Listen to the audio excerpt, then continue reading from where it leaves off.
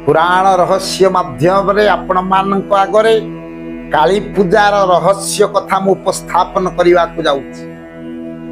महाकाली देवींकर पूजा होची जो मूर्ति आज्ञा स्थापन करा जाइछि तले शोइछन्ति आज्ञा देवदेव महादेव जे महायोगी महेश्वर जितेन्द्रिय पुरुष जे होचन्ति आज्ञा मृत्युंजयी मृत्यु जहांकु करायत्त करि पारि नाही। संसार ठाकुर आज्ञा केते अवतार नैचन्ति धरारे धर्म संस्थापन पाई। तेणु ये देवदेव महादेव ये होचन्ति मृत्युंजयी सबुदिन पाई अछन्ति आज्ञा से होचन्ति सबुदिन पाई तिष्ठिचन्ति। ये महायोगी महेश्वर ये होचन्ति मृत्युंजय जे मृत्यु को आज्ञा जय करि पारिचन्ति। तांकरी उपरे देवी महाकाली देवी लग्न अवस्था उलग्न अवस्था मुंडमाला विभूषिता हुई पाद देइचन्ति तांकर बक्षरे।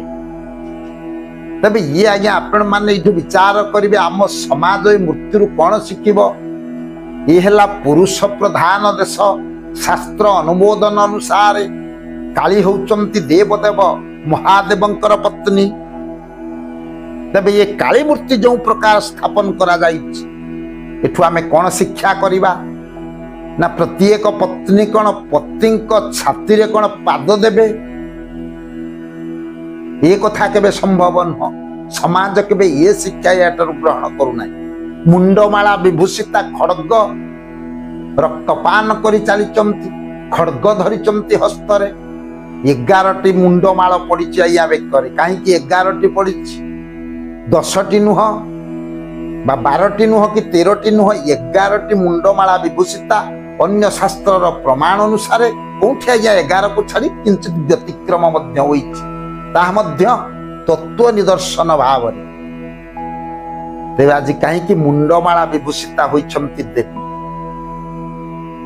आसंतु जानिबा प्रकृत रे यार गूढ़ रहस्यटा कौन लुकायित अछि या मध्य रे।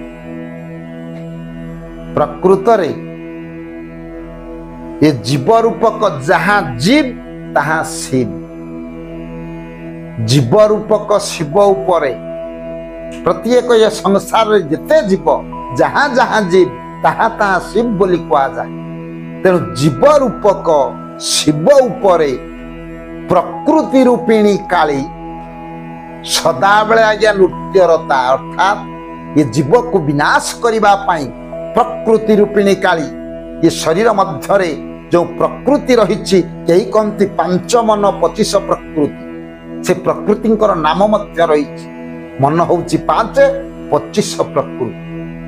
भागवत प्रमाण देछि 25 प्रकृति नुह 100 प्रकृति 100 युवती एक पति ए देहे बास करिचन्ति 100 प्रकृति अछन्ति बोली भागवत प्रमाण देइचन्ति।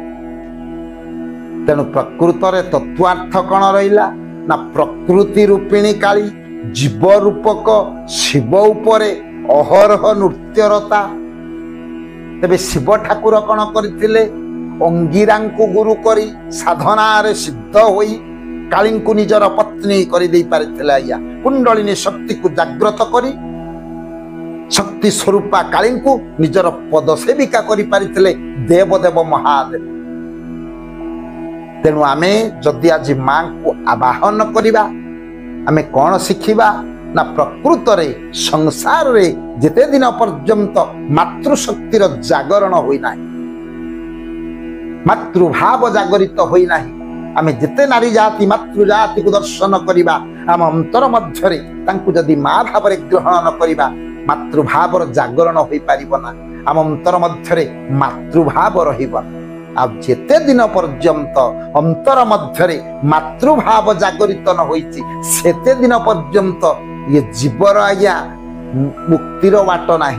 मृत्युंजयी हवा तो दूरर कथा मुक्ति पाइबा मध्य संभव न। तबे प्रकृत रे जानिबार कथाटा कौन ना ये प्रकृति।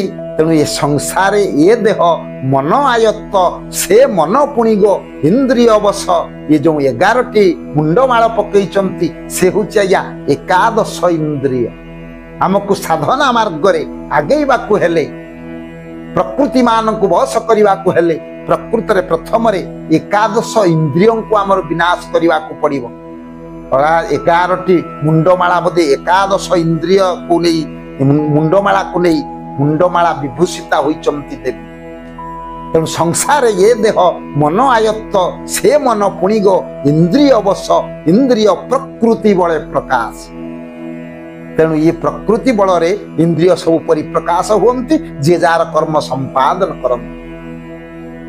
ତେଣୁ କାଳୀ ପୂଜା କରିବାର ଲକ୍ଷ୍ୟ ପ୍ରକୃତରେ ଏ ଦେବୀଙ୍କ ନିକଟରେ ଆମେ ଶରଣ ପଶିବା। ମାତୃପୂଜା କାହିଁକି କରିବା ନା ଯେତେ ଦିନ ପର୍ଯ୍ୟନ୍ତ ଆମ ଅନ୍ତର ମଧ୍ୟରେ ମାତୃଭାବ ଜାଗରିତ ହୋଇନାହିଁ, ସମଗ୍ର ନାରୀ ଜାତିକୁ ମାତୃଭାବରେ ମା ଭାବରେ ଯିଏ ଭାବି ପାରି ନାହିଁ, ସେତେ ଦିନ ପର୍ଯ୍ୟନ୍ତ ଏ ଜୀବର ମୁକ୍ତି ନାହିଁ।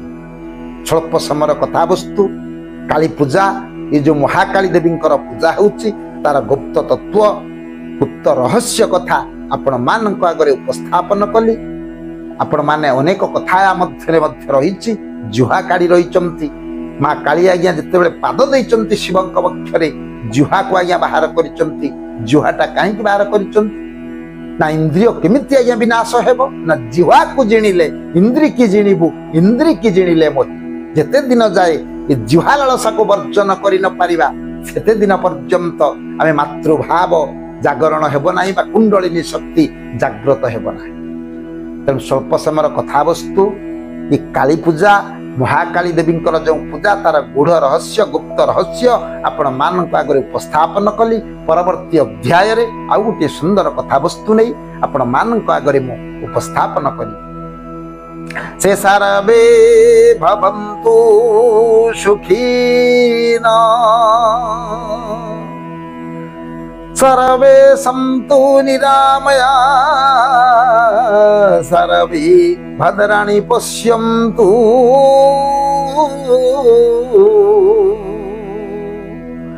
मा कश्चित् दुःख भाग भवेत्।